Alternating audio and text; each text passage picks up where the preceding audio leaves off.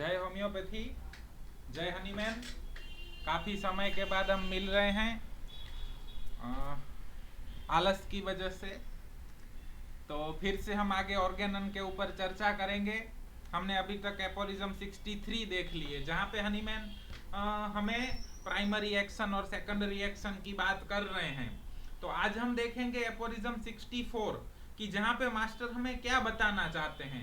Organon series का एक यही मजा है कि हनीमैन को हनीमैन की दृष्टि से देखा जाए, ना कि हनीमैन को हमारी दृष्टि से देखा जाए कि फलाने डॉक्टर क्या कहते हैं या ढीम के डॉक्टर क्या कहते हैं या तो ये महानुभव क्या कहते हैं या तो वो महानुभव क्या कहते हैं। हनीमैन को एज अ हनीमैन देखा जाए कि हनीमैन क्या कहना चाहते हैं, वो हमें समझना है। और इसीलिए हम ऑर्गेनन के एक व्याख्यान के बढ़ते जाते हैं और हम सीखते जाते हैं कि मास्टर हमें क्या समझाना चाहते हैं और उसको हमें हमारी प्रैक्टिस के अंदर अप्लाई करना है।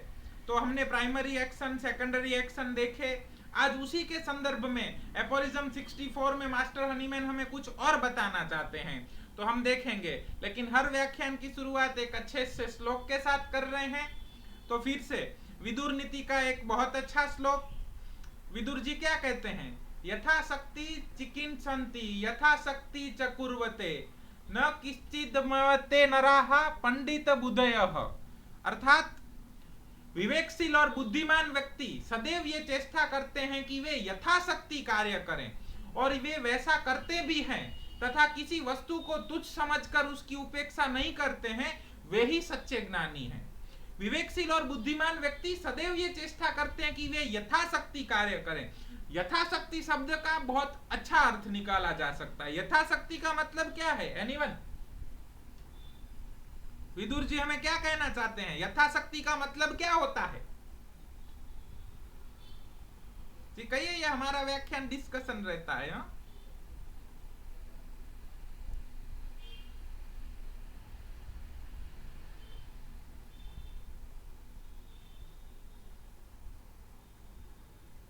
Very good. जिसकी जितनी समझ हो, जिसकी जितनी शक्ति हो, जिसकी जितनी कैपेसिटी हो, और उस परिस्थिति में वो जितना कर सकता हो उतना। बात समझ में आ रही है?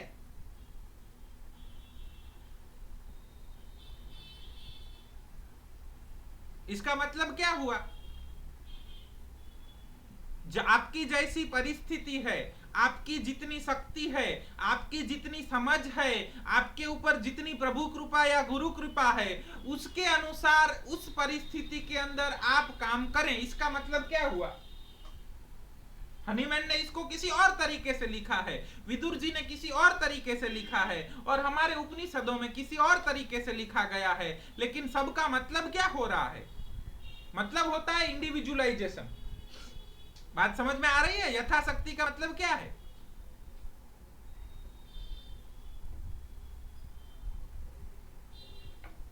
इंडिविजुअलाइजेशन। समझ आ रहा है कि नहीं आ रहा है? हर व्यक्ति की शक्ति अलग है, हर व्यक्ति की समझ अलग है, हर व्यक्ति की परिस्थितियां अलग हैं, और हर व्यक्ति का स्तर भी अलग है। तो उसके अनुसार वो व्यक्ति अपने से जितना भी हो पाए उतना बेस्ट काम करे। समझ आ रहा है कि नहीं आ रहा है? क्लियर हो रहा है? इसीलिए काफी सारे हमारे मित्र हैं जो जनरल प्रैक्टिस करते हैं, तो हम उनको यही कह रहे हैं। हमारे गुरु ने हमें जो कहा है कि आप अपने से हो पाए वैसा करें।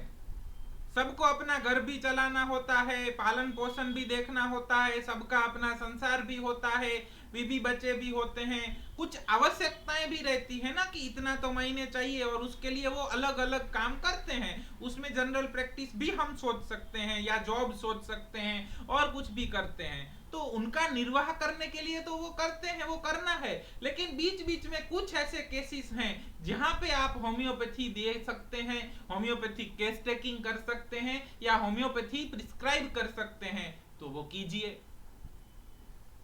ऐसी परिस्थिति में हम ये हैं जहां पे लोग होम्योपैथी के बारे में कुछ जानते ही नहीं हैं। वो हमारे पास क्यों आते हैं? वो जनरल प्रैक्टिस के लिए आते हैं, लेकिन उसमें से भी 2-3-4 केस हम निकाल के वहां पे भी होम्योपैथी कर रहे हैं, तो वो यथाशक्ति ही होता है। जरूरी नहीं है कि हर व्यक्ति उतना ही डीट के खड़ा हो, उसकी परिस्थितियां भी वैसी हो, उसका आंतरिक शक्ति भी वैसी हो कि वो सिर्फ होम्योपैथी करके ही टिक पाए। कई दफा हमें अपने सर्वाइवल के लिए, अपने पालन पोषण के लिए कुछ और काम करने पड़ते हैं। वो कर रहे हैं तो इट्स ओके, उनकी परिस्थिति, उनकी शक्ति के अनुसार वो कर रहे हैं, लेकिन वहां पे भी हमें होम्योपैथी को छोड़ नहीं देना। बात समझ में आ रही है कि नहीं आ रही है? जो वहां पे भी हमें कंटिन्यूअस उन मरीजों को समझाना है।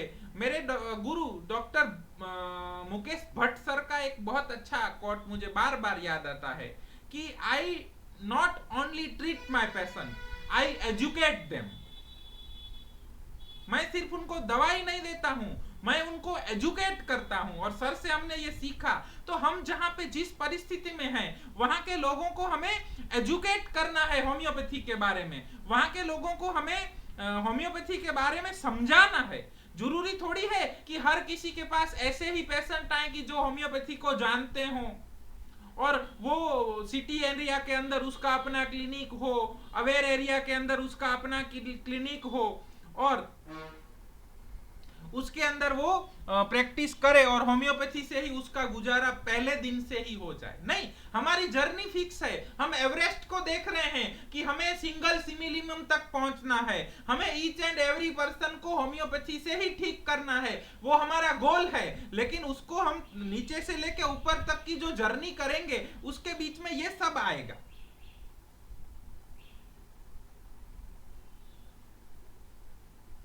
कई सारे हमारे मित्र हैं जो एक से ज्यादा मेडिसिन देते हैं। हम कहेंगे, ओके, एम आई ऑडिबल? आवाज आ रही है? ओके, हवे आवे छे? ओके, नेटवर्क इश्यू ना आवे तो केजो। तो हमें उस हिमालय की टोच के ऊपर या उस एवरेस्ट के ऊपर, उस फिलोसॉफी के एक टोच के ऊपर जाना है, वो हमें अपने जिंदगी में अप्लाई करना है। लेकिन उसका कोई इंजेक्शन या गोली नहीं आती है ना कि हम खा लेंगे तो पहले ही दिन से हर पेशेंट को हम होम्योपैथी देंगे, सिंगल सिमिलिमम ही देंगे। होम्योपैथी में कहीं भी सही गलत का चुनाव नहीं करना है। कोई व्यक्ति हैं, हमारे बहुत सारे मित्र हैं जिनकी प्रैक्टिस कॉम्बिनेशन के ऊपर है, वो कॉम्बिनेशंस दे रहे हैं। हम नहीं कहेंगे कि वो गलत है, ये जर्नी का एक पार्ट है, वो उनकी जर्नी है। इंडिविजुअलाइजेशन सीखना है यथाशक्ति। वो अपनी शक्ति के अनुसार होम्योपैथी के सिद्धांतों को अपनी प्रैक्टिस में ला रहे हैं। कई सारे मित्र हैं जिनका रिपीटेशन ज्यादा होता है। कई सारे ऐसे भी मित्र हैं कि जो एक टाइम पे एक मेडिसिन, दूसरे टाइम पे दूसरी मेडिसिन दे रहे हैं। कई सारे ऐसे मित्र हैं जो एक ही मेडिसिन लेकिन काफी सारे डोज में दे रहे हैं। और कई सारे ऐसे मित्र हैं जो सिंगल मेडिसिन, सिंगल डोज या कुछ डोज ही देते हैं। तो सबकी अपनी अपनी जर्नी है। काफी सारे ऐसे मित्र हैं जो जिनकी प्रैक्टिस को 30-40 साल हो चुके हैं और काफी ऐसे मित्र हैं जिन्होंने प्रैक्टिस की शुरुआत की है। तो क्या सब एक तराजू में नहीं तुलेंगे? सबकी अपनी अपनी शक्ति है, सबका अपना अपना अनुभव है, सबकी अपनी अपनी परिस्थितियां हैं। काफी सारे ऐसे लोग हैं जो एकदम ट्राइबल एरिया में जाके प्रैक्टिस कर रहे हैं और काफी सारे ऐसे लोग हैं कि जो अभी जो सिटी एरिया के अंदर, एजुकेटेड एरिया के अंदर प्रैक्टिस कर रहे हैं। तो हम सबको एक तराजू में नहीं तोल सकते। सबकी अपनी अपनी शक्ति है। हाँ, गुरु कृपा से हमारी शक्ति बढ़ती है, गुरु कृपा से हमारा कॉन्फिडेंस बढ़ता है, गुरु कृपा से हम यथाशक्ति, लिखा है ना, तो किसी व्यक्ति की शक्ति कभी 10 ग्राम रही होगी, किसी व्यक्ति की शक्ति कभी 10 ग्राम रही होगी, लेकिन गुरु कृपा होगी तो वो शक्ति धीरे धीरे 20 ग्राम, 25 ग्राम, 30 ग्राम, 1 किलो, 5 किलो और 10 किलो भी होगी। और तब वो अपना काम बहुत अच्छे तरीके से कर पाएंगे। लेकिन तुरंत तो कोई इंजेक्शन नहीं होता है ना शक्ति बढ़ाने का। शक्ति बढ़ाने का तुरंत तो कोई इंजेक्शन नहीं होता है। तो जैसे जैसे हम आगे बढ़ेंगे अपनी जर्नी में, वैसे वैसे law of similia, law of minimum. Hello, am I audible? Okay, 1 minute. पता नहीं है, कुछ नेटवर्क एरर्स आ रहे हैं। ऑडिबल? सो क्या होता है कि वो जर्नी हमें करनी है ना, हमें नीचे से होके एवरेस्ट तक पहुंचना है, तो वो गुरु कृपा से ही होगा, प्रभु कृपा से ही होगा। तो किसी अच्छे गुरु के साथ बैठ के जैसे जैसे हम केस लेंगे तो हमें मालूम चलेगा कि किस तरीके से हमारा रिपीटेशन कम हो रहा है, पोटेंशियां कम हो रही हैं, दवाइयां कम हो रही हैं, मदर टिंचर का और दूसरी दवाइयों का प्रयोग भी कम हो रहा है, किस तरीके से हम कम से कम दवाई के अंदर मरीज ठीक हो रहे हैं। लेकिन वो यथाशक्ति है, सबकी अपनी अपनी शक्ति होती है। आप भारतीय फिलॉसफी देखेंगे, हिंदू फिलॉसफी देखेंगे, तो यहाँ पे दवाइयां भी नहीं दी जाती हैं, आशीर्वाद से भी रिजल्ट मिलते हैं। बात समझ में आ रही है क्यों मिलते हैं? सबने अपने अपने शक्ति के अनुसार काम किया है। किसी ने 2-3 दवाइयां भी दी हैं, किसी ने कॉम्बिनेशन भी बनाए हैं, किसी ने एक दवा भी दी है, किसी ने मल्टीपल डोज दिए हैं, किसी ने कम डोज दिए हैं। लेकिन भारत एक ऐसी भूमि है जहां पे आशीर्वाद से भी काम हुआ है, जहां पे आशीर्वाद से भी काम हुआ है। क्यों नहीं आ रहा है यार? जहां पे आशीर्वाद से भी काम हुआ है, ये भारत भूमि है। तो आप एनर्जी के एक स्तर ऊपर जाएंगे ना, तो आपको पता चलेगा कि यथाशक्ति क्या है।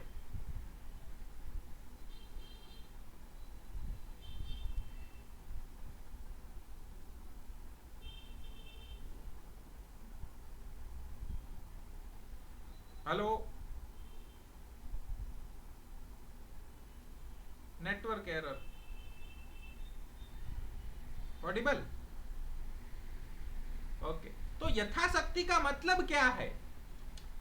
यथाशक्ति का मतलब है हमें अपने सिद्धांत नियत कर लेने हैं कि हमें होम्योपैथी करना है। ठीक है, वो हमने सिद्धांत कर लिए। हमें law of similia, law of minimum, law of simplex को अपने जीवन के अंदर अप्लाई करना है। लेकिन हमारी परिस्थिति, हमारी समझ और हमारी शक्ति के अनुसार हम जितना कर पाए उतना ज्यादा से ज्यादा हमें वो करना है। इसको बोलते हैं यथाशक्ति। हमारी कंपैरिजन हमारे साथ ही होनी चाहिए।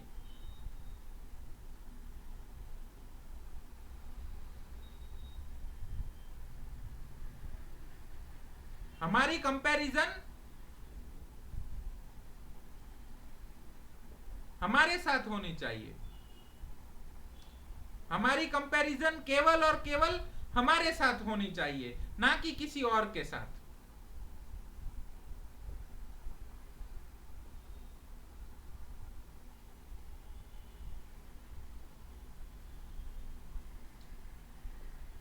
Hello, Audible? हमारी कंपैरिजन केवल और केवल हमारे साथ होनी चाहिए, ना कि किसी और के साथ। और गुरुकुल के अंदर जो भी हमें सिखाया जाता है वो केवल और केवल हमारे लिए है, किसी और के लिए नहीं। हमने आपको कहा कि सिंगल सिमिलिमम दीजिए,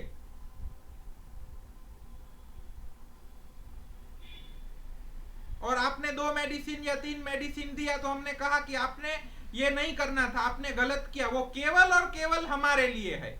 हमें किसी और व्यक्ति को जज नहीं करना है, वो अपनी शक्ति के अनुसार बेस्ट कार्य दे रहे हैं। सो गुरुकुल में सबका स्वीकार है। जितना आपको सुनाई दे उतना सुनिए, बाकी रिकॉर्डेड आएगा, क्योंकि नेटवर्क की कुछ एरर चल रही है, बीच बीच में आवाज जा रही है। तो जितना भी हमारे कंट्रोल में है वो हमारी एक्शन, हमारी शक्ति है। किसी और की शक्ति हमारे कंट्रोल में नहीं है। तो कोई रिपीट ज्यादा कर रहे हैं तो हमें नहीं कहना है कि आप गलत कर रहे हैं। कोई दो मेडिसिन या कॉम्बिनेशन दे रहे हैं तो हमें नहीं कहना है कि वो गलत कर रहे हैं, वो अपनी शक्ति के अनुसार बेस्ट कर रहे हैं। हमें एवरेस्ट के ऊपर जाना है तो हमें अपनी शक्ति बढ़ानी है, अपने सिद्धांतों के ऊपर ज्यादा से ज्यादा कॉन्फिडेंस लाना है और उसी तरीके से कार्य करना है। तो यथाशक्ति का मतलब होता है अपने से हो सके उतना बेस्ट कार्य हमें देना है, तभी हम विवेकशील और बुद्धिमान हैं, अन्यथा हम अज्ञानी हैं। और बुद्धिमान व्यक्ति वैसा करते भी हैं, वो किसी भी वस्तु को तुच्छ समझकर उसकी उपेक्षा नहीं करते हैं कि ये तो फ्री के लेक्चर हैं, या तो इसमें तो यही हॉट और चिली कहा जाता है, या तो इस तरीके से थोड़ी होम्योपैथी होता है, या तो कुछ भी, वो कभी भी उपेक्षा नहीं करेंगे। वही सच्चे ज्ञानी हैं। तो हमें सच्चे ज्ञानी के लक्षण दिए गए हैं कि हमें किसी को भी तुच्छ नहीं समझना है कि वो तो 2-3 मेडिसिन दे रहे हैं, या तो वो गांव के प्रैक्टिशनर हैं, या तो वो वैसे हैं, या तो किसी को भी जज नहीं करना है। वो अपने यथाशक्ति बेस्ट कार्य कर रहे हैं। आप अगर उनसे अच्छा कर सकते हैं तो उस परिस्थिति में उतरिए और अच्छा करके दिखाइए। हवाई बातें नहीं करनी है, हवाई किले नहीं बनाने हैं, काम करके दिखाना है। That's it. आप अगर कोई व्यक्ति कॉम्बिनेशन पे प्रैक्टिस कर रहे हैं काफी सालों से और उन्होंने होम्योपैथी का बहुत अवेयरनेस फैलाया है, आप बोलेंगे कि वो ऐसा कर रहे हैं वैसा, उन्होंने जो काम किया वो काम आप कर सकते हैं? कर सकते हैं तो करके दिखाइए, उनसे अच्छा करके दिखाइए। और नहीं कर सकते हैं तो किसी के ऊपर क्वेश्चन मार्क नहीं लगाइए। काफी सारे बच्चे आते हैं, सर उन सर के पास गए थे तो वो तो ऐसे प्रैक्टिस करते हैं वैसे करते हैं। हम बोलते हैं बेटा, जब हम लोगों का जन्म भी नहीं हुआ था, जब कोई होम्योपैथी को जानता भी नहीं था ना, वो सर तब से प्रैक्टिस कर रहे हैं और आज उनकी बदौलत लोग वहां पे होम्योपैथी को जानते हैं। तो उनका बहुत योगदान है। उनकी परिस्थितियां अलग थी, उनकी शक्तियां अलग थी, उन्होंने उनसे हो पाया उतना बेस्ट किया है। इस जर्नी को आप आगे लेके जाइए। बात क्लियर हो रही है? समझ आ रहा है त्रिवेदी जी? हाँ, हमें किसी को कुछ जज नहीं करना है। सब अपने अपने तरीके से, अपने अपने जीवन के अनुसार, अपनी शक्ति के अनुसार बेस्ट कर रहे हैं। एग्जाम्पल के तौर पे कोई साधु महात्मा है तो वो एक स्पेशली जैन लोगों के अंदर तो बहुत उपवास वगैरह होते हैं, तो वो 1-1 महीना 2-2 महीना खाने के बिना भी चलाते हैं। लेकिन उसकी जगह पे कोई ऐसा व्यक्ति है जो संसारी है, तो वो संसारी हैं फिर भी बहुत धार्मिक हैं, तो वो पूरे दिन में एक बार खाना खा के चलाते हैं। कुछ ऐसे लोग हैं जो 3 टाइम भी खाते हैं लेकिन लिमिटेड खाते हैं। कुछ ऐसे लोग हैं जो कुछ एक आध दिन मीठा नहीं खाते हैं, बाकी हर रोज उनको मीठा चाहिए होता है। तो सबका अपना अलग अलग स्तर है और अलग अलग जर्नी है। हम ऐसा नहीं कहेंगे कि वो साधु हैं, वो अच्छा कर रहे हैं, और जो एक टाइम मिठाई नहीं खा रहे हैं वो बुरा कर रहे हैं। दोनों अपने अपने तरीके के अपने अपने स्पिरिचुअल जर्नी पे हैं। दोनों की शक्ति अलग अलग है, दोनों का संयम अलग अलग है, तो दोनों अलग अलग कार्य करेंगे, लेकिन दोनों कार्य अच्छा कर रहे हैं। क्लियर हो रहा है? दोनों को एवरेस्ट पे जाना है, लेकिन एक एवरेस्ट से 100 मीटर नीचे है और एक एकदम हिमालय की गोद में खड़े हैं, तो दोनों की जर्नी अलग होगी ना। जैसे जैसे जर्नी में आगे बढ़ेंगे, हमें कार्य क्या करना है? शक्ति बढ़ाने का कार्य करना है। वो किसी और व्याख्यान में देखेंगे कि शक्ति कैसे बढ़ेगी, लेकिन हमें यथाशक्ति कार्य करते रहना है। हमें अपनी कंपैरिजन किसी और से नहीं करनी है और किसी और को जज भी नहीं करना है। अगर हम इतना करते हैं तो ही हम सच्चे ज्ञानी हैं। होप आपको विदुर जी के वाक्य कुछ कड़वे लगे होंगे, लेकिन जरूर सच्चे हैं और हमें इसको प्रैक्टिस के अंदर अप्लाई करना है। क्लियर? इतना समझ आ गया? तो हम बढ़ते हैं आगे एपोरिज्म्स की ओर।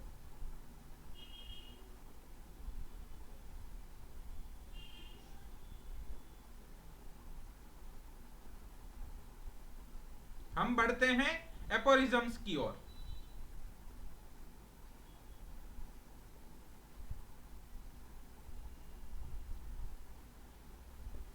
एपोरिज्म 64, मास्टर हमें क्या कहना चाहते हैं?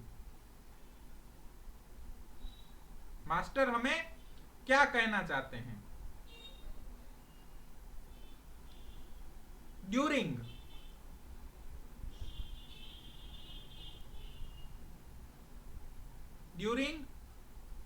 the primary action of the artificial morbific agent medicine.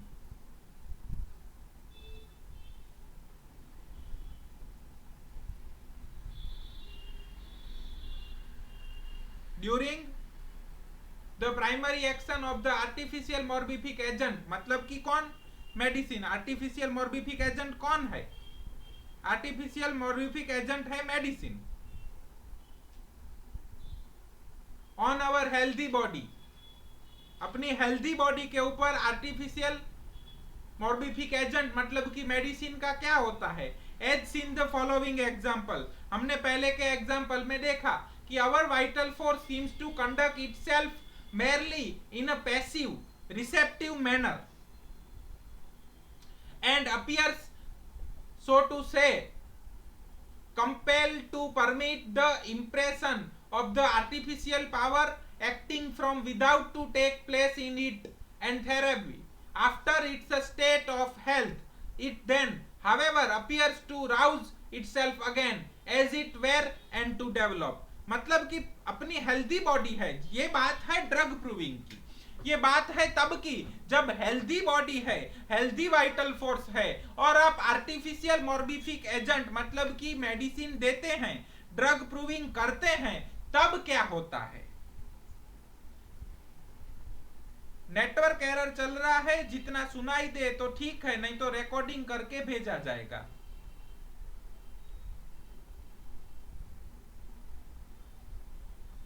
तो बात है तब की जब हेल्दी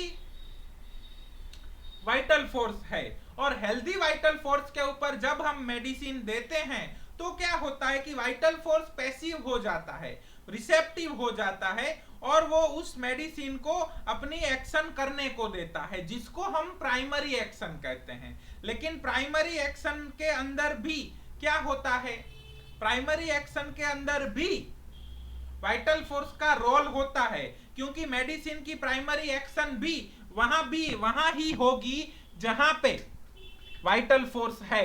डेड बॉडी के ऊपर मेडिसिन की प्राइमरी एक्शन नहीं होती है. तो वाइटल फोर्स की जरूरियत है प्राइमरी एक्शन के लिए, लेकिन प्राइमरी एक्शन के अंदर वाइटल फोर्स रिसेप्टिव होता है, वाइटल फोर्स पैसिव होता है और एक्टिवली हम जो सब्सटेंस, जो आर्टिफिशियल मोर्बिफिक एजेंट देते हैं, उस artificial morbific agent active role में होता है और हमें जो साइन एंड सिम्टम मिलते हैं वो उस आर्टिफिशियल मोर्बिफिक एजेंट के मिलते हैं. लेकिन जैसे ही वो आर्टिफिशियल मोर्बिफिक एजेंट का एक्शन होगा तो क्या होगा? वाइटल फोर्स उठेगा, वाइटल फोर्स उठेगा, राउस होगा और वो अपनी एक्शन देगा, जिसको हम सेकेंडरी एक्शन बोलते हैं. लेकिन ये बात कब की है? जब हेल्दी स्टेट था तब की. तो वाइटल फोर्स जब अपने उठेगा और उठ के वो जब अपनी एक्शन देगा तो वो एक्शन कैसी होगी? उसको हम सेकेंडरी एक्शन बोलते हैं.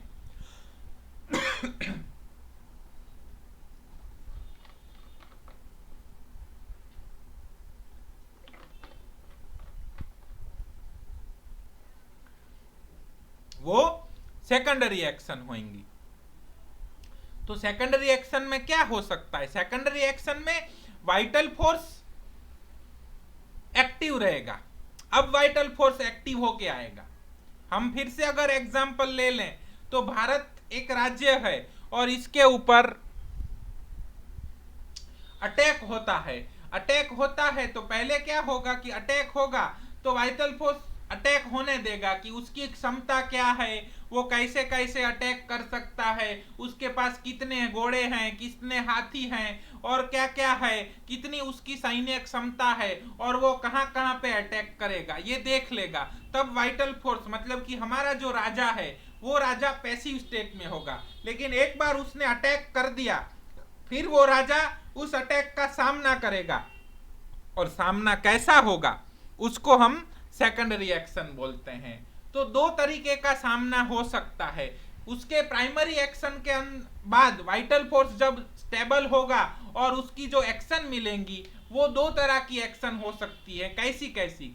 The exact opposite condition of health counter action, the secondary action to this effect, to effect मतलब जो प्राइमरी एक्शन है उसकी इफेक्ट से बिल्कुल ऑपोजिट इफेक्ट हमें मिलेगी, जिसको हम बोलते हैं secondary action.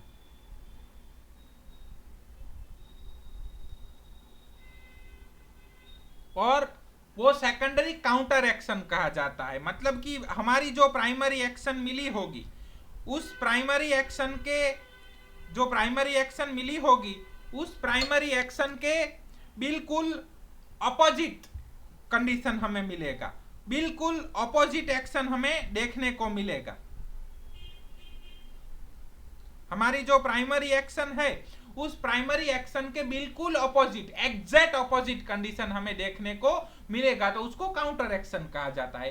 If there be such an opposite and that in as a great degree as was the effect of the artificial morbific agent on it and proportionate to its own energy। मतलब कि अपनी जो energy है उस energy के मुताबिक और जितनी उसकी प्राइमरी एक्शन हुई है उस सब्सटेंस की उसके मुताबिक। यहाँ पे हम सर आइजैक न्यूटन को याद कर सकते हैं, है ना? सर आइजैक न्यूटन का थर्ड लॉ क्या है? एनीवन? आघात और प्रत्याघात समान मूल्य के विपरीत दिशा के होते हैं। तो हमने जो आघात किया है वाइटल फोर्स के ऊपर, वो आघात क्या है? प्राइमरी एक्शन है। और जो प्रत्याघात मिलेगा वो वाइटल फोर्स की तरफ से मिलेगा, वो सेकेंडरी एक्शन है। बात समझ में आ रही है कि नहीं आ रही है? लेकिन प्रत्याघात कितने मूल्य का मिलेगा उसके दो क्राइटेरिया दिए गए हैं। एक कि प्राइमरी एक्शन का जो आघात है वो आपने कितने मूल्य का किया है, और प्रत्याघात करने वाला जो वाइटल फोर्स है उसकी खुद की एनर्जी कितनी है। बात समझ में आ रही है? क्लियर हो रहा है?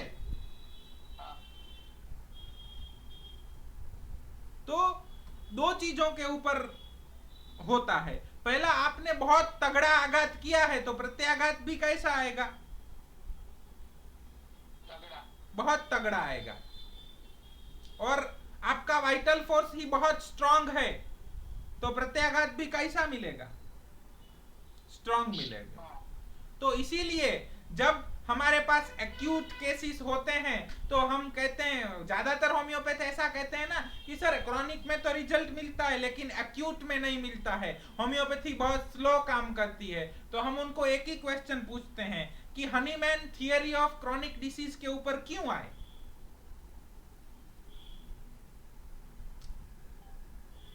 आपके लिए भी यही क्वेश्चन है, Hahnemann theory of chronic disease के ऊपर क्यों आए? Why Hahnemann arrive on the theory of chronic disease? बोलिए, anyone?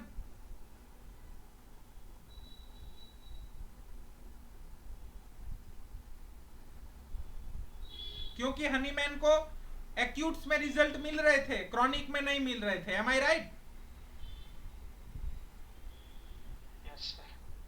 तो इसका मतलब होम्योपैथी के एक्यूट में रिजल्ट तो तब भी थे, तो आज क्यों नहीं होंगे? होम्योपैथी सुपर फास्ट, एक्यूट में भी हमें रिजल्ट मिलते हैं, एक्यूट को हम बहुत अच्छे तरीके से मैनेज भी कर सकते हैं, लेकिन दिक्कत यह है कि हमें वो आता नहीं है, हमारे पास वो नॉलेज नहीं होता है, हमने उसको मैनेज करना सीखा नहीं है, और हमें प्राइमरी और सेकेंडरी एक्शन के बारे में मालूम नहीं है। बात समझ में आ रही है? एक्यूट कब मिलेंगे? जब वाइटल फोर्स एकदम स्ट्रेंथ में है तभी हमें एक्यूट मिलेंगे, और अगर वाइटल फोर्स स्ट्रेंथ में है तो हमें रिजल्ट तुरंत मिलेगा। लेकिन दिक्कत यह है कि सिमिलिमम होनी चाहिए। हम फीवर के लिए बेलाडोना और वीकनेस के लिए आर्सेनिक ऐसी इस तरीके से प्रिस्क्रिप्शन करेंगे तो हनीमैन जैसा बोलते हैं वैसा रिजल्ट नहीं मिलेगा। आपका आघात एकदम तगड़ा होना चाहिए, आप एकदम अच्छे से अच्छा टोटालिटी बनाएंगे और उस टोटालिटी के ऊपर मेडिसिन प्रिस्क्राइब करेंगे तो एक्यूट में भी रिजल्ट मिलेंगे, क्रॉनिक में भी मिलेंगे। और चाहे आपका कोई भी, अब क्लियर आ रही है ना आवाज? तो क्या हुआ त्रिवेदी जी, पूरी जिंदगी मैं एक ही गलती करता रहा, धूल चेहरे पे थी और मैं आईना साफ करता रहा। हमको लग रहा था कि इंटरनेट में प्रॉब्लम है, लेकिन हमारे ईयरफोन डैमेज निकले। तो वैसा है। तो हमें रिजल्ट क्यों नहीं मिल रहे हैं, या तो हमारे रिजल्ट की स्पीड क्यों धीमी है? क्योंकि हमारी मेडिसिन पार्शियल सिमिलिमम होती है, या तो एकाध या दो सिम्टम के ऊपर बेस होती है, तब जाके हमें रिजल्ट नहीं मिलते हैं। और दूसरी कंडीशन ऐसी है कि पेशेंट का वाइटल फोर्स बहुत वीक होता है, तो हमें तुरंत अच्छा रिजल्ट नहीं मिलता है। वाइटल फोर्स रिसेप्टिव मोड में ही नहीं होता है तो हमें अच्छा रिजल्ट नहीं मिलता है या तुरंत रिजल्ट नहीं मिलता है। तो हमें यही देखना है कि पेशेंट का वाइटल फोर्स किस स्ट्रेंथ में है। जितने ज्यादा सिम्टम्स के PQRS कैरेक्टरिस्टिक सिम्टम जितने ज्यादा हमारी टोटालिटी में होंगे उतना तगड़ा रिजल्ट हमें मिलेगा। जितने कम कैरेक्टरिस्टिक सिम्टम होंगे उतना रिजल्ट वीक मिलेगा। कैरेक्टरिस्टिक सिम्टम कब कम होते हैं? या तो वाइटल फोर्स वीक होता है या तो फिजिशियन वीक होता है। समझ गए? तो हमें गुरु कृपा से मास्टर हनीमैन की शरण में जाके अपने आप को स्ट्रांग करना है, अपनी शक्ति बढ़ानी है। तो अब फिजिशियन तो वीक रहा नहीं, तो किस कंडीशन में हमें कम सिम्टम मिलेंगे कैरेक्टरिस्टिक? जब वाइटल फोर्स वीक है तब। तो तब हम पेशेंट को समझा सकते हैं कि देखिए आपकी ओवरऑल जनरलाइज कंडीशन वीक है, तो आप में रिजल्ट मिलने में टाइम लगेगा, धीरे धीरे मिलेगा, ऐसे ऐसे मिलेगा। बाकी तो 90% केसेस के अंदर वाइटल फोर्स स्ट्रांग मिला और फिजिशियन भी स्ट्रांग है, तो एकदम तगड़ा आघात करेंगे तो प्रत्याघात कैसा मिलेगा? तगड़ा एकदम। तो रिजल्ट कैसा मिलेगा? तगड़ा एकदम। हाँ, तो हमें रिजल्ट तगड़ा नहीं मिलता है, क्यों? फिजिशियन वीक होता है। क्योंकि हम आघात तगड़ा नहीं कर पाते हैं। हम आघात तगड़ा क्यों नहीं कर पाते हैं? क्योंकि हम टोटालिटी अच्छी नहीं, सिमिलिमम चूज नहीं कर पाते हैं। हम सिमिलिमम क्यों चूज नहीं कर पाते हैं? क्योंकि हम टोटालिटी अच्छी नहीं बना पाते हैं। हम टोटालिटी अच्छी क्यों नहीं बना पाते हैं? क्योंकि हमारे पास कैरेक्टरिस्टिक सिम्टम कम होते हैं। और हमारे पास कैरेक्टरिस्टिक सिम्टम कम क्यों होते हैं? क्योंकि हमारा केस रिसीविंग वीक होता है। तो हमें कहाँ स्ट्रांगनेस लानी है? हमें केस रिसीविंग तगड़ा करना है। केस रिसीविंग करना है, टोटालिटी बनाना है, सिम्टम सिमिलरिटी के बेस के ऊपर सिमिलिमम प्रिस्क्राइब करना है। अगर इसको हम फॉलो करेंगे तो केस चाहे एक्यूट हो, क्रॉनिक हो, ग्रोस पैथोलॉजिकल हो, लेस पैथोलॉजिकल हो, हमें रिजल्ट जरूर मिलेगा। बात क्लियर हो रही है कि नहीं हो रही है? Yes sir. तो पहली जो हमें एक्शन मिलेगी उसको सेकेंडरी काउंटर एक्शन कहा जाता है। लेकिन कई दफा ऐसा होता है कि बिल्कुल उससे विपरीत एक्शन संभव नहीं होती है। तो क्या होगा?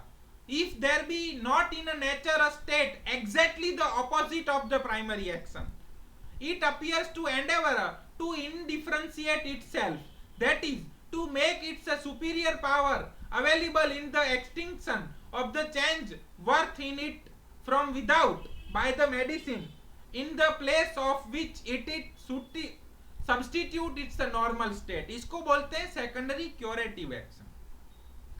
मतलब कई बार ऐसा होता है कि जो आघात हुआ होता है उसके बिल्कुल उसके विपरीत जैसा एक्शन पॉसिबल नहीं होता है।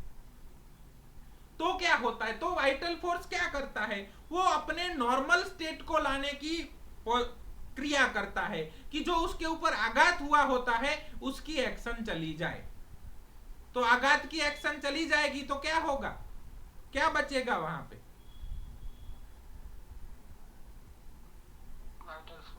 वाइटल फोर्स बचेगा। और वाइटल फोर्स बचेगा, उसका पूरी सल्तनत बचेगी और सब कुछ अच्छा होगा। तो उसको हम क्या बोलते हैं? Well being, physical, mental, emotional, social, spiritual, health. मतलब हेल्थ बचेगी। आपको दो एग्जाम्पल देते हैं। हमारा पूरा किंगडम है उसके ऊपर अटैक हुआ है और बाहर से जोरदार अटैक हुआ कि जिस उस अटैक से हमारे किले को ध्वंस करने की प्रयत्न किया गया और तोप चलाई गई। तो हमारे अंदर बैठा हुआ वाइटल फोर्स भी क्या करेगा, अपने अंदर से तोप निकालेगा और दुश्मनों को किले के ऊपर चला देगा। मतलब काउंटर एक्शन हो गया, दुश्मन वहां से भाग गए और उसके बाद किले का रिपेयरिंग काम हो गया। तो ये क्या है, ये काउंटर एक्शन है। लेकिन कई बार ऐसा होता है कि दुश्मन लुटेरे थे, उनका अपना कोई किला ही नहीं है, वो केवल लूट करने के लिए आए थे और आघात किया, थोड़ी लूट करने का प्रयास किया और फिर वहां से भाग गए। तो अब इसका तो काउंटर एक्शन पॉसिबल नहीं है, तो वाइटल फोर्स क्या करेगा? वो राजा अपने किले की मरम्मत कर लेगा और फिर से अपने सल्तनत को अच्छे से एस्टैब्लिश करेगा और अपने जो वो क्या बोलते हैं उसको, गुप्तचर तंत्र है, उसको और मजबूत करेगा कि जाओ अब कोई भी हमारे यहाँ आजू बाजू आना नहीं चाहिए और हमें डिसीज्ड होना नहीं चाहिए। बात समझ में आ गई? जी सर। समझ रहे हैं? कई लोग हमें पूछते हैं कि सर वैक्सीनेशन के बारे में कुछ बोलिए, होम्योपैथी वैक्सीनेशन के बारे में कुछ बताइए। तो यही चीज है कि जब आप बार बार होम्योपैथी से ट्रीट करते हैं ना हम,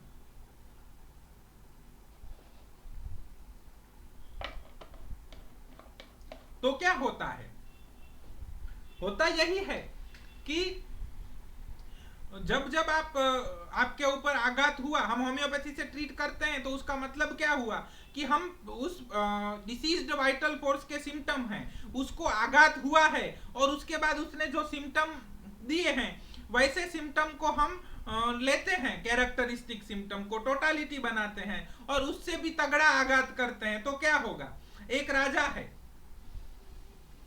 ठीक है, और उसके ऊपर एक छोटे से उसके ऊपर हमला हो गया और उसने उसके ऊपर तोप चला दी और राजा ने बाहर साइन एंड सिम्टम भेजे कि मेरे ऊपर हमला हुआ है।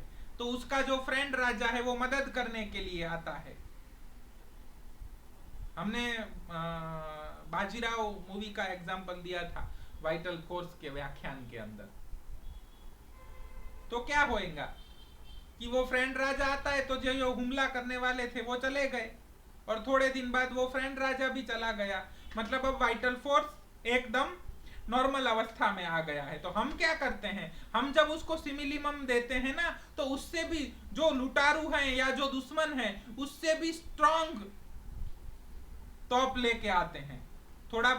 तो क्या होता है, वो लुटारुओं को हम भगा देते हैं वहां से। अब वाइटल फोर्स क्या करेगा, उसकी जो सेकेंडरी एक्शन है वो बहुत अच्छे तरीके से मरम्मत करेगा और उसको मालूम चला कि ऐसी तोपें से तो मेरा किला ध्वंस हो जाता है, तो मैं स्ट्रांग किला बनाऊं और मेरे गुप्तचर तंत्र को इतना स्ट्रांग कर दूं कि कोई भी लुटारू दुश्मन देश मेरे के ऊपर आक्रमण करने आता हो तो मुझे पहले से ही मालूमात चल जाए।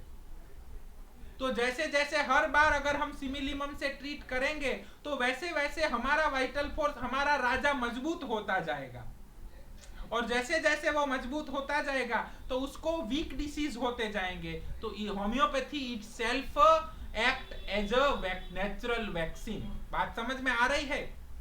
हर बार अगर सिमिलिमम से ट्रीट होता जाएगा तो व्यक्ति को डिसीज तो होंगे लेकिन उनकी सीवियरिटी, इंटेंसिटी और फ्रीक्वेंसी कम होगी। व्यक्ति की बीमार पड़ने की सीवियरिटी, इंटेंसिटी और फ्रीक्वेंसी कम होती जाएगी अगर हम हर बार सिमिलिमम से ट्रीट करेंगे। तो क्लियर हो रहा है कि नहीं हो रहा है? लेकिन अगर हम हर बार सप्रेसिव थेरापी देंगे तो उस बार तो दुश्मन चले गए लेकिन अपना डैमेज हो गया, वो रह गया। एग्जाम्पल के तौर पे हिस्ट्री में देखा जाए तो प्लासी के युद्ध के बाद क्या हुआ था? एनीवन? बंगाल के नवाब और अंग्रेजों के बीच जो युद्ध हुआ, उस युद्ध के बाद क्या हुआ? बिहार, बंगाल और ओडिशा के अंदर महसूल की जो सत्ता थी वो अंग्रेजों के पास चली गई। नवाब रहे लेकिन नवाब की सत्ता कम हो गई। तो जब हम बार बार सप्रेसिव थेरापीज देते हैं ना, सप्रेसिव ट्रीटमेंट देते हैं, वो किसी भी मेडिसिन से हो सकता है, एनी टाइप ऑफ मेडिसिन। बिन सैद्धांतिक मेडिसिन दिया गया तो वो सप्रेस करेगा, तो क्या होगा, वाइटल फोर्स तो रहेगा लेकिन वो पहले से वीक हो जाएगा। नवाब तो रहे लेकिन उनकी जो टैक्स लेने की क्षमता थी वो कम हो गई, वो अंग्रेजों के पास चली गई। तो सप्रेसिव थेरापीज देंगे तो नवाब की सत्ता कम होती जाएगी, नवाब वीक होते जाएंगे। तो वाइटल फोर्स वीक होता गया तो क्या होगा, उसके ऊपर और हमले होंगे। फिर बक्सर का युद्ध हुआ और नवाब कायमी चले गए। बात समझ में आ रही है? इसको कोरिलेट कीजिए। आप अपनी सल्तनत है, आपका राजा जितना स्ट्रांग होगा तो वो उसका तगड़ा प्रतिकार करेगा, उसका गुप्तचर तंत्र स्ट्रांग होगा, वो डिसीज को आने भी नहीं देगा, युद्ध को आने भी नहीं देगा, और युद्ध अगर होगा भी तो अपना डैमेज कम होगा और हम तुरंत उसको रिपेयर कर लेंगे। लेकिन अगर राजा वीक है तो उसको बहुत युद्ध करने पड़ेंगे, और जितने युद्ध होंगे उसमें अपनी खुआरी ज्यादा होगी, अपना डैमेज ज्यादा होगा, और उसको रिकवर करने में भी ज्यादा टाइम लगेगा। तो जैसे जैसे हम हर बार अगर सिमिलिमम से ट्रीट कर रहे हैं तो हर बार हमारी एक्शन, सेकेंडरी एक्शन स्ट्रांग होती गई, वैसे वैसे हमारा वाइटल फोर्स स्ट्रांग होता गया, वैसे वैसे हमारी बीमारी कम होती गई, और हमारा जो वो बीमारी का टाइम है वो कम होता जाएगा, और हमने कम बीमारियां आएंगी, और आएंगी तो कम सीवियर होंगी, और वो जल्दी से ठीक हो जाएंगी। तो इसको क्या कहा जाता है, homeopathy can boost our immunity. बात समझ में आ रही है कि नहीं आ रही है, क्लियर हो रहा है कि नहीं हो रहा है?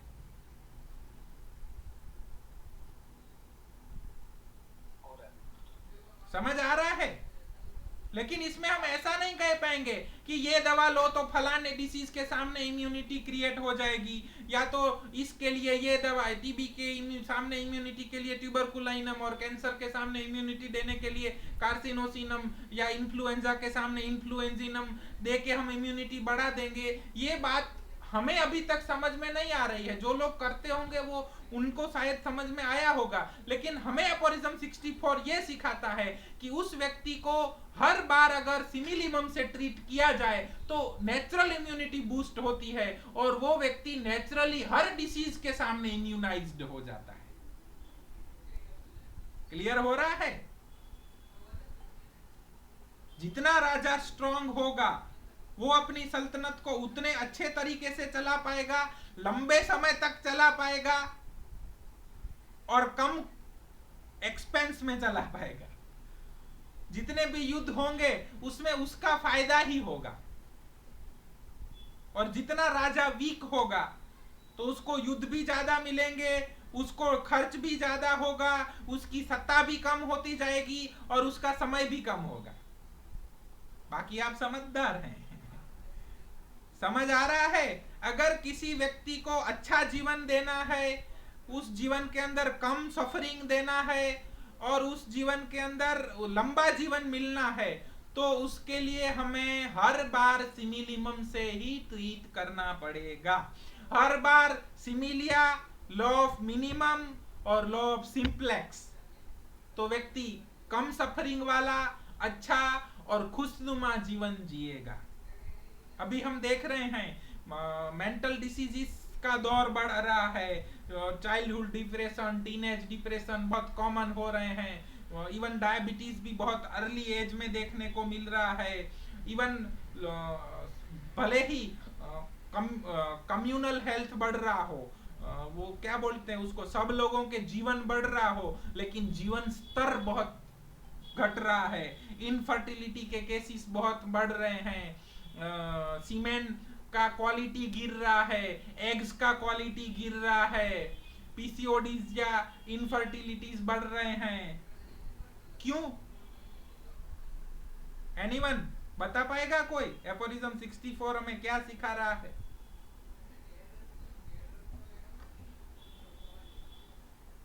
Anyone? Trivedi ji, vital force week हो रहा है लोगों का। वेरी गुड, लोगों का वाइटल फोर्स वीक हो रहा है। क्यों वीक हो रहा है?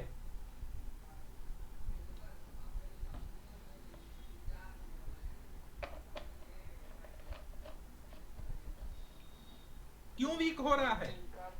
मन के विकार जितने बढ़ेंगे उतना वाइटल फोर्स वीक होता जाएगा। आपको फिर से एक मूवी याद दिला दे, बाजीराव मस्तानी है मूवी है शायद, और बाजीराव हैं वो नवाब के पास जाते हैं मंत्रणा करने के लिए, और नवाब शेरों को लेके बैठा होता है। नवाब के रूप में शायद रजा मुराद हैं, अगर हम गलत नहीं हैं। देखा है किसी ने मूवी? और रजा मुराद कहते हैं कि शरबत गोश फरमाइए, तो बाजीराव मना करते हैं। फिर बाजीराव को कैद करने का प्रयत्न किया जाता है, और तब बाजीराव और रजा मुराद के बीच बातचीत होती है। क्या बातचीत होती है, याद है किसी को?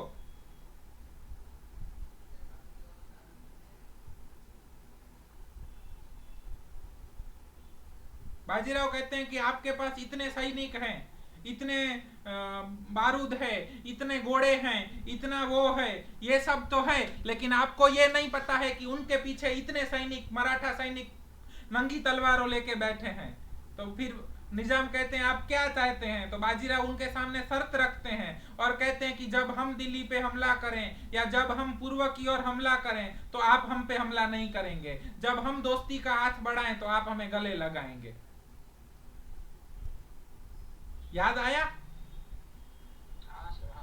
इसका मतलब क्या? राजा स्ट्रांग है तो उसके ऊपर हमला नहीं होगा, और वो एक युद्ध के बाद रिकवरी करने का टाइम ले पाएगा और वो अपना डैमेज रिकवर कर लेगा।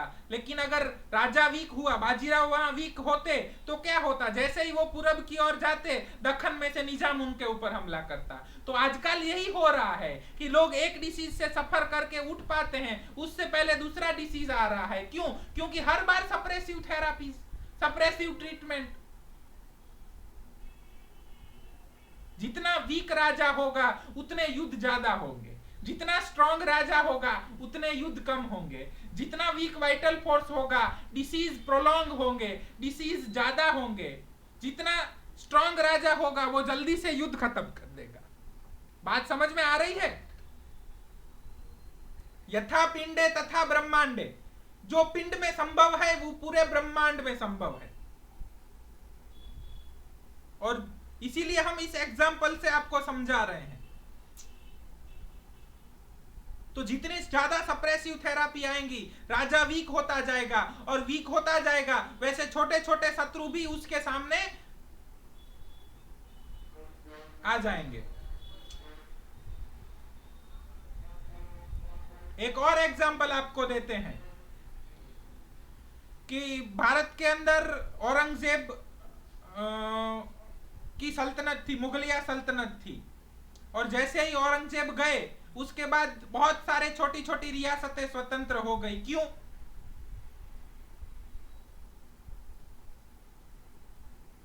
उनके ही सूबे थे, या जो छोटे छोटे राजा उनके अधीन थे उन्होंने अपने आप को स्वतंत्र घोषित कर दिया। क्यों?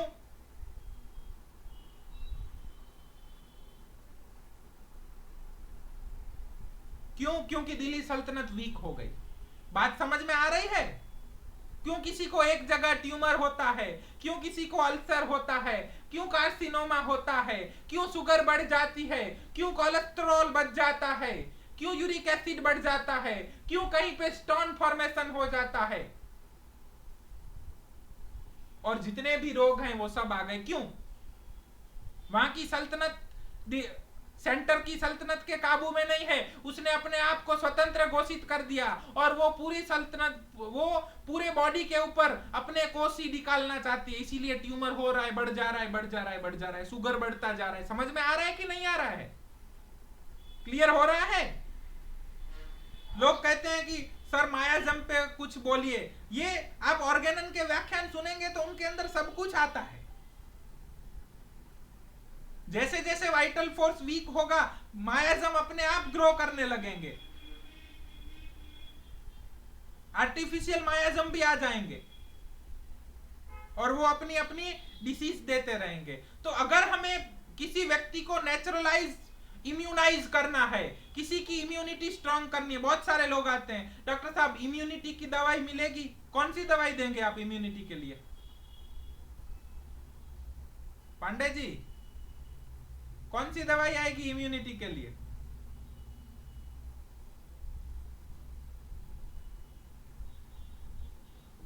हाँ त्रिवेदी जी, कोई दवाई नहीं सर इम्यूनिटी के।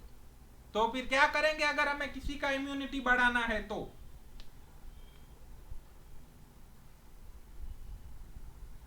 माइक ऑन कीजिए पांडे जी। टोटालिटी जो बताएंगे सर वही देंगे। वेरी गुड, टोटालिटी बनाना है और अकॉर्डिंग टू टोटालिटी हमें दवाई प्रिस्क्राइब करना है। वो दवाई एज ए एंटी माइस्मेटिक भी वर्क करेगा, एज ए कॉन्स्टिट्यूशनल भी बोल सकते हैं, कुछ भी बोल सकते हैं। हनीमैन कहते हैं अगर आदमी बीमार हुआ है, मतलब युद्ध हुआ है और आपको मदद करने जाना है, तो आपको ऐसी मदद करनी होगी जिससे सल्तनत स्ट्रांग हो, और सल्तनत स्ट्रांग होगी तो वो अपने आप युद्ध जीतेंगे। दूसरे युद्ध सिर्फ कूटनीति से ही जीत लेंगे, और युद्ध होगा तो जल्दी से जल्दी खत्म कर लेंगे। बात समझ में आ रही है? अगर हमें कैंसर फ्री सोसाइटी चाहिए, डायबिटीज फ्री सोसाइटी चाहिए, मेटाबॉलिक डिसऑर्डर फ्री सोसाइटी चाहिए, सिंड्रोम्स फ्री सोसाइटी चाहिए और स्ट्रांग सोसाइटी चाहिए, तो हर व्यक्ति को हर बार अकॉर्डिंग टू सिम्टम सिमिलरिटी कम से कम दवाइयों देके ठीक करना है। इसके अंदर सब कुछ आ गया, होम्योपैथिक वैक्सीन भी आ गया, नेचुरल इम्यूनिटी भी आ गया, सब कुछ आ गया।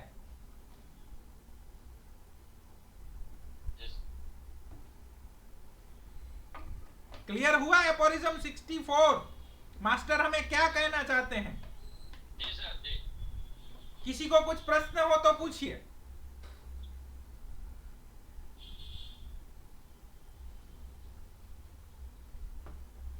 वो सप्रेशन के पूरे लेयर हैं, स्किन से लेके एनर्जी लेवल तक या इमोशन लेवल से लेके मेंटल लेवल तक, वो कभी फुर्सत में हम बात करेंगे। अभी बात है ऑर्गेनन की। ऑर्गेनन के अंदर 64 की, और 64 के अंदर हनीमैन प्राइमरी और सेकेंडरी एक्शन के द्वारा हमें समझाते हैं कि अगर किसी पेशेंट को ठीक करना है, नेचुरली इम्यूनाइज्ड करना है और उसको स्ट्रॉन्ग करना है, तो उसके राजा को स्ट्रॉन्ग करना पड़ेगा।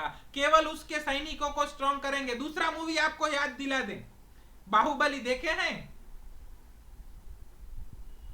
हाँ सर।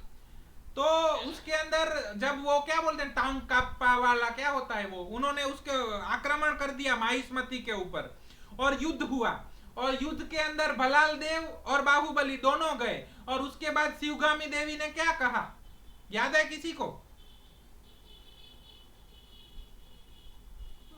जो उसका सर काट के लाएगा उसको माहेश्मती का युवराज घोषित कर। हाँ, लेकिन उसका सर तो भलाल देव ने काटा, फिर भी उन्होंने बाहुबली को माहिष्मती का सम्राट क्यों घोषित किया, युवराज क्यों घोषित किया?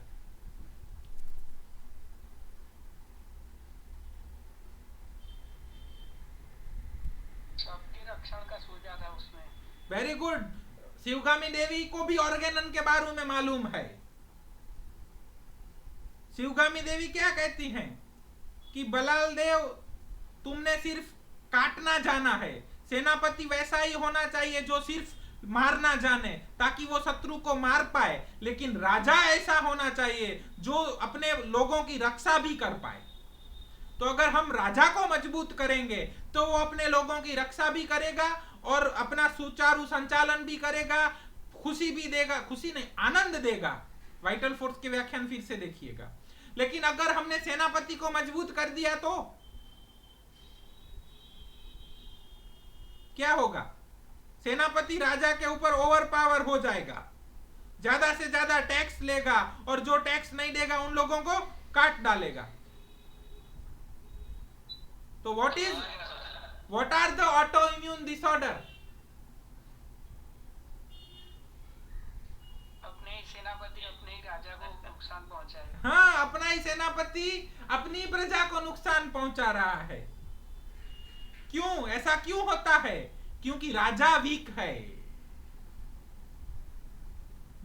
सारी सप्रेसिव थेरापीज दी गई हैं कि राजा अपने सेनापति को काबू में नहीं कर पा रहा है, लेकिन नेचुरल इम्यूनिटी का मतलब क्या है? राजा को स्ट्रॉन्ग करना।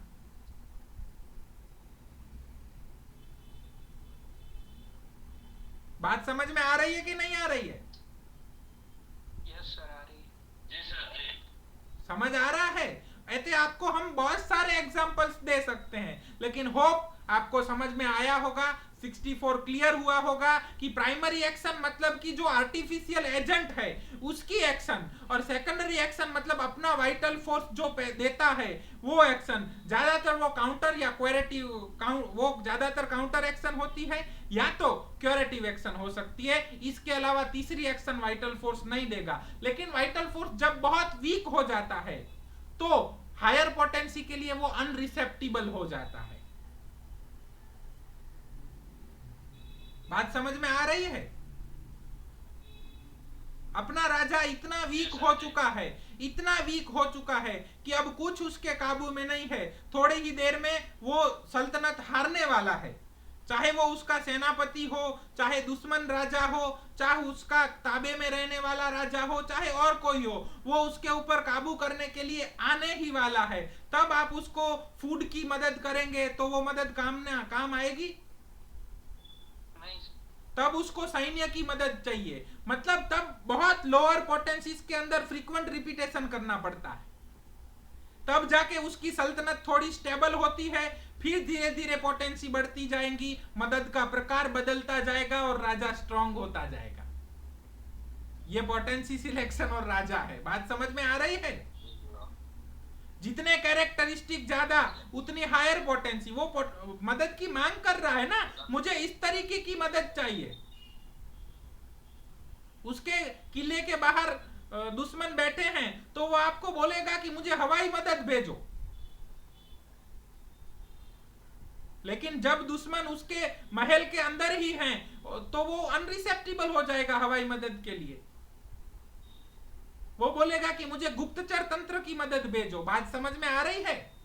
तो लोअर पोटेंसीज का अपना एक जरूरियात है, हायर पोटेंसीज की अपनी एक जरूरियात है, हर की अपनी जरूरियात होती है। बात समझ में आ रही है?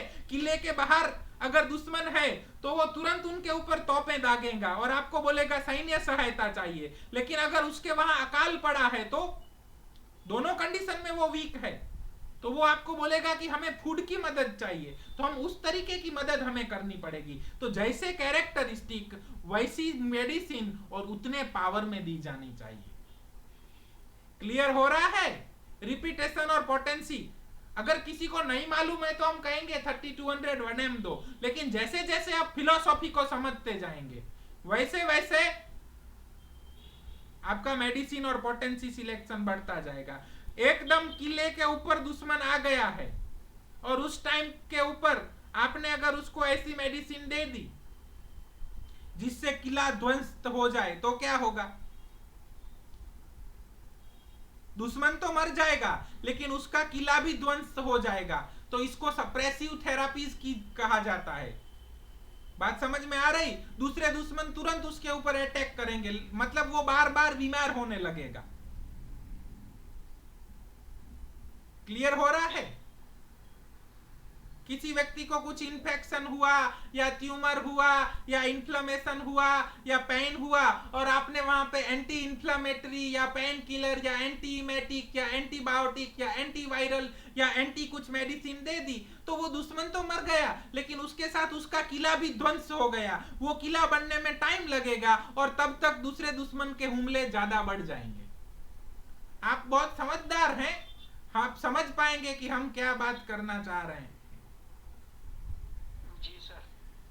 जी सर। क्यों कुछ बच्चों को ज्यादा एक्यूट्स होते हैं, ज्यादा सर्दी जुकाम हो रहे हैं, एडेनॉइड बढ़ रहा है?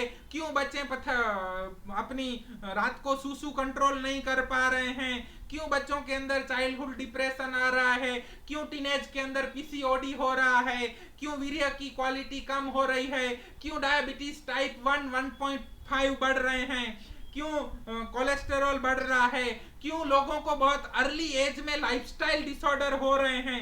क्यों लोग जिंदगी जी तो रहे हैं लेकिन डिसीज्ड लाइफ जी रहे हैं, सफरिंग के साथ जी रहे हैं? क्यों? जितना ज्यादा सप्रेशन उतना ज्यादा सफरिंग, उतना कम लाइफ और उतना बिन क्वालिटी वाला लाइफ। बात क्लियर हो रही है नहीं हो रही है? Yes sir. जितना ज्यादा सिमिलिमम, जितनी बार बार सिमिलिमम का प्रयोग और कम बार दवाई का प्रयोग, उतनी लंबी लाइफ, उतनी अच्छी लाइफ, उतनी कम सफरिंग वाली लाइफ और उतनी आनंद वाली लाइफ। जब जिंदगी में से आनंद चला जाता है उसको क्या बोलते हैं?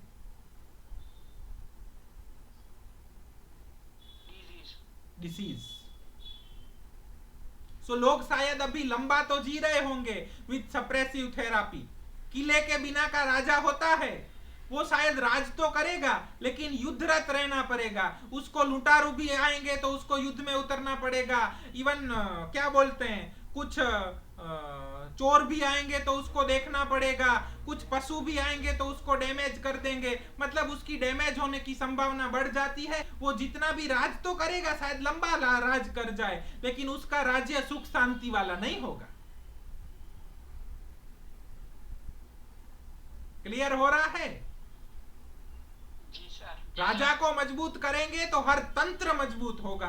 केवल एक तंत्र को मजबूत करना मतलब राजा को वीक करना है, और राजा वीक होगा तो वो तंत्र हावी हो जाएगा, मतलब कि डिसीज होगा।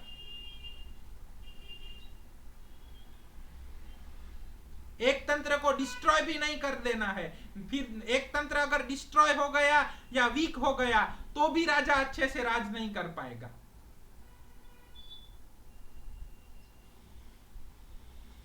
बात समझ में आ रही है? आचार्य चाणक्य ने अपने अर्थशास्त्र नाम की किताब के अंदर बहुत अच्छी बातें लिखी हैं कि राजा को टैक्स उस प्रकार लेना चाहिए कि जिस प्रकार जल में रहने वाली मछलियां जल पीती हैं, जिससे जल को कोई नुकसान भी नहीं होता और मछली भी तृप्त हो जाती है। तो हमें भी दवाई उस प्रकार देनी चाहिए जिस प्रकार सारा तंत्र व्यवस्थित बना रहे, एक तंत्र डैमेज भी ना हो जाए और एक तंत्र बढ़ भी ना जाए। मतलब कि हमें इन शॉर्ट हनीमैन कहना चाहते हैं कि हमें सिमिलिमम देनी चाहिए, सिंगल मेडिसिन देनी चाहिए और सिंप्लेक्स होनी चाहिए, कम से कम मात्रा में देनी चाहिए। तीन शब्दों में यही बात आती है बार बार। क्लियर हो रहा है? अगर आप सिमिलिमम नहीं दे रहे हैं, अगर आप सिंप्लेक्स नहीं दे रहे हैं और अगर आप कम मेडिसिन नहीं दे रहे हैं, कम मात्रा में नहीं दे रहे हैं, तो आप वहां पे जरूर डैमेज करेंगे। क्लियर? तो ये आज की बातें थी वैक्सीनेशन के बारे में, इम्यूनिटी बढ़ाने के बारे में। अलग अलग होम्योपैथिक दवाइयां देने से भी इम्यूनिटी बढ़ जाएगी, वैसा हमारे समझ के मुताबिक तो नहीं लग रहा है।